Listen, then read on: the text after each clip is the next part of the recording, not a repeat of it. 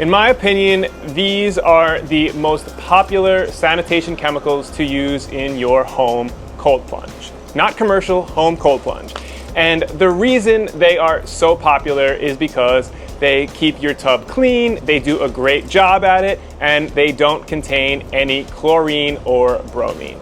And interesting fact, chlorine actually doesn't work as well in cold water as it does in warm and hot water. So in my opinion, this is the best alternative if you are looking for a chemical solution for achieving clean water.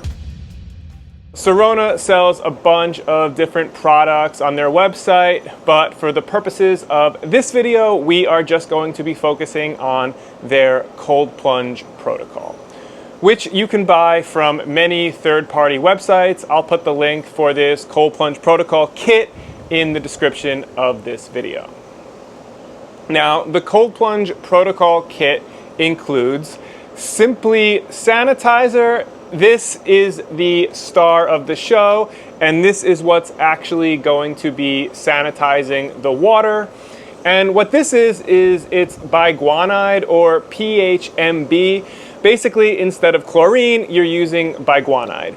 And biguanide is actually more stable than chlorine. It has almost no smell, and it's gentler on the skin and eyes. So, step one for sanitizing the water is you're going to need to get your pH right.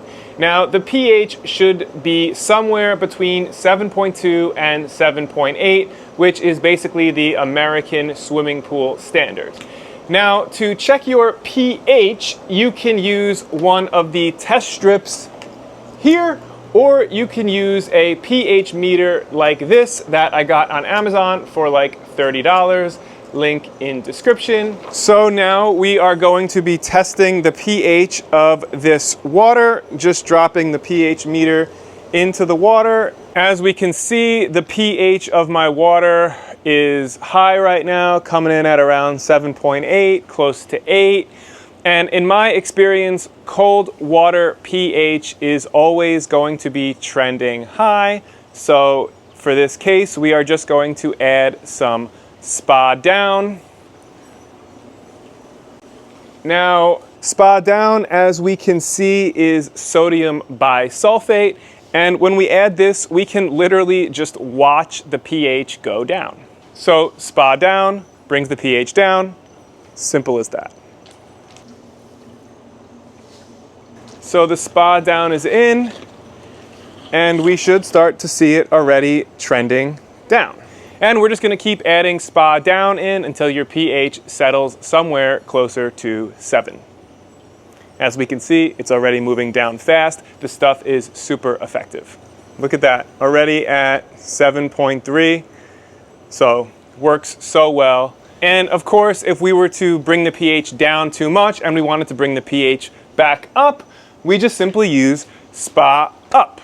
So Spa Up is sodium bicarbonate, which is really just a fancy way of saying baking soda. So super safe to use in your tub. And if we add this, we can just watch the pH go back up. And as much as I love to use the fancy pH meter, you don't actually need to use this. You can actually use the strips as well. They show the pH, but the meter just makes it a lot easier.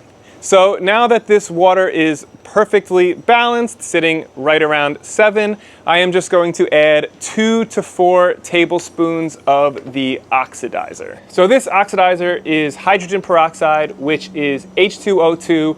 Water being H2O means you're not actually adding anything foreign, and when you add the hydrogen peroxide, it breaks down and ultimately becomes H2O, which is water, and O2, which is oxygen gas. So we are going to add 2 tablespoons of our oxidizer.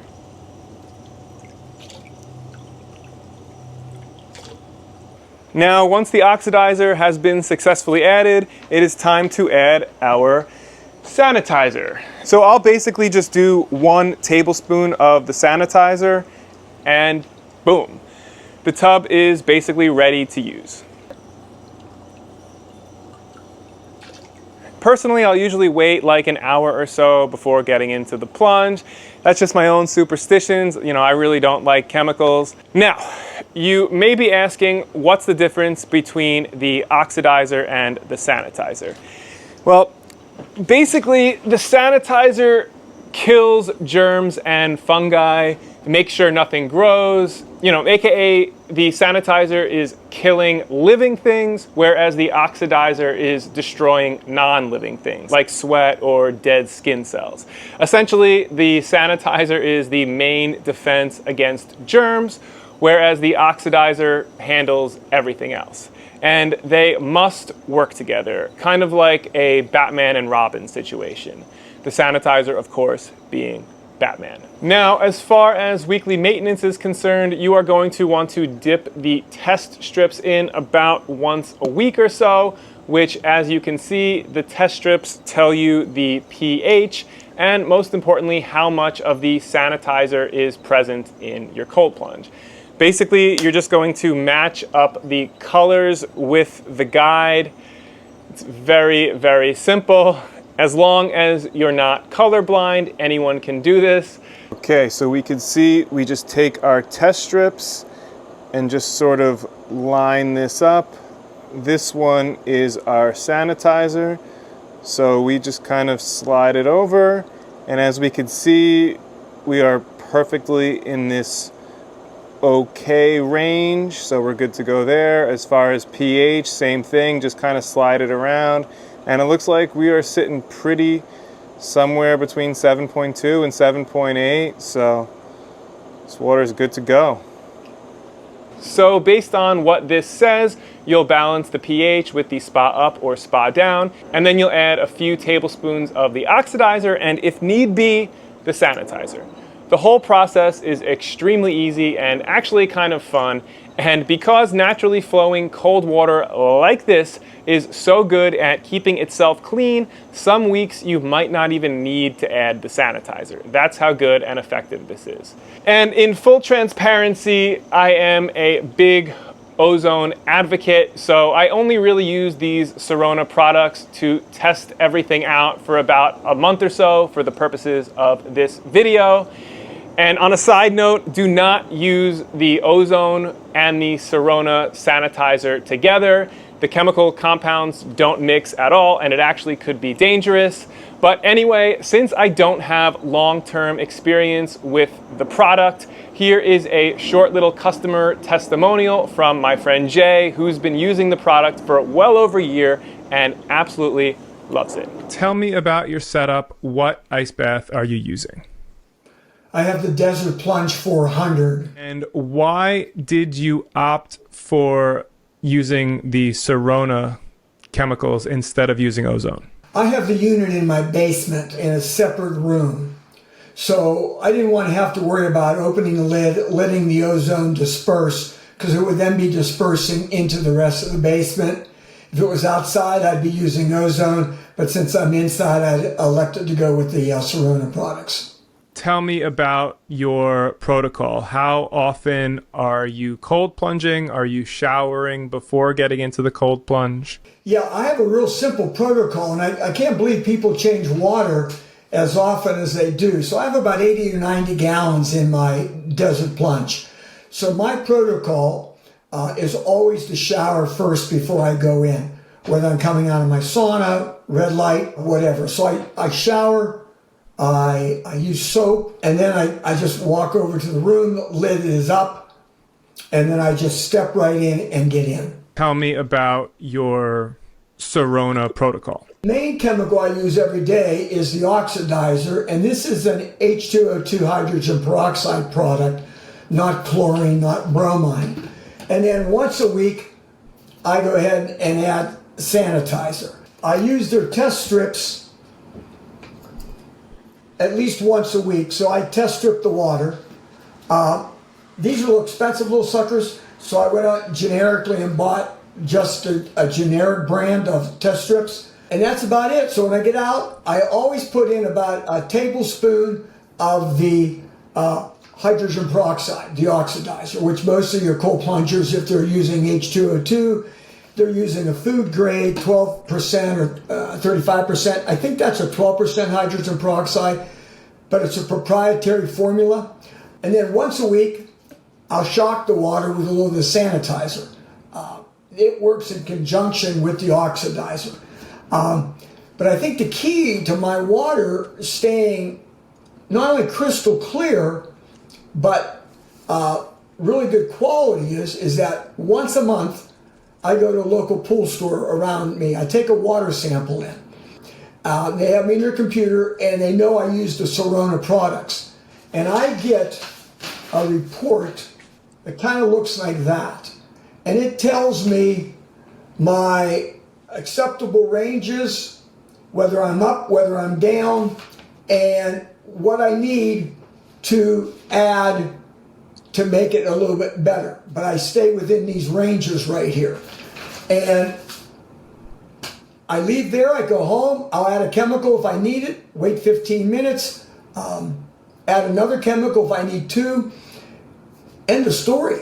And in 6 months, when I drain the tub and go to Florida for the winter, my water is perfect. I also, when I get out, I'll take a little red or a little scrubby, and I'll scrub the water line when I never have a water line. I have one of those little sponges floating in there that soak up an oil. Rarely have to clean that. I have an ink bird sitting in there with the temperature. I wipe that off. It gets a little weird, but I just wipe it off daily. And how many days a week are you cold plunging? Every day, anywhere from 3, 4, or 5 minutes. So as far as the water quality, you said you get that tested by professionals. That's good. As far as just the way it makes you feel, are you itchy at all? What do you think? No, that's a good question. When I plunge in Florida at a cold facility, I do scratch and get itchy on the way home. And I think they're using a bromine product, maybe a chlorine product. My tub, it doesn't happen. It's just, you get out and you feel good. I don't rinse off in the shower. I have no issues getting out of my tub with any water issues, knock on wood. And how often are you replacing your water? Once every 6 months. Now I do change the filter, I forgot to mention it, I do change the filter religiously every month. In fact, I just changed it just the 15th of this month, well, it'd be like 3 or 4 days ago. And it has a little bit of green on it. It's a little bit funky, but not bad. I mean, and I use a 50 micron filter. I'm using the solid filters. I'm not using the one with the the folds in it. But either one will work. But I'm like I say, I'm pretty happy. Great. No further questions. Thank you so much for checking out the video. I will put all the links for everything discussed in the description, including the Mod Tub 2.0, which is this beautiful ice bath that I'm currently using almost daily. Be sure to check out our website at plungereviews.com and check out our Instagram at Cold Plunge Memes for the funniest cold plunge memes on the internet.